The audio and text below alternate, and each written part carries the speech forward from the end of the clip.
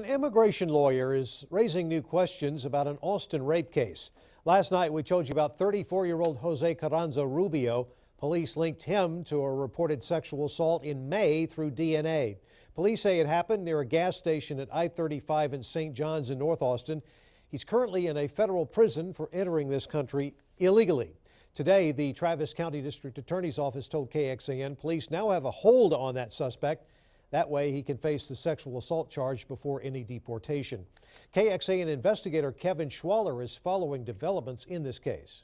Lieutenant Governor Dan Patrick's Twitter account highlighted our story hours after it aired. The post called on the president for border security. Still, an immigration lawyer we spoke with cautioned against rushing to judgment and raised new questions about the case.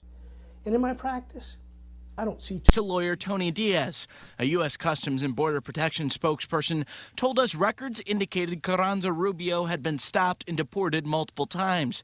However, Diaz says the man's most recent federal case tells a different story. He believes Carranza-Rubio would have had to serve more time locked up if he was found guilty of illegal re-entry rather than illegal entry.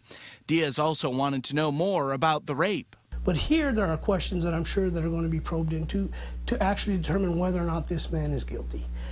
One of the problems I have is in trying to determine if he had a criminal history or a criminal past. I wasn't able to find any. We also filed Freedom of Information Act requests with border and immigration officials to learn more about Carranza-Rubio's past. Kevin Schwaller, KXAN, investigates. An APD spokesperson says police never told the public about this case because there was no signs the suspect was a serial offender. Police did not think there was a public safety concern. We wanted to know how many of these kinds of cases APD handles. Police say in May of last year alone, the case was one of nearly 50 reported sexual assaults and rapes citywide. Here's what has to happen in order for someone who is here illegally to get deported after committing a crime. The crime must be a Class B misdemeanor or above. That person is then fingerprinted.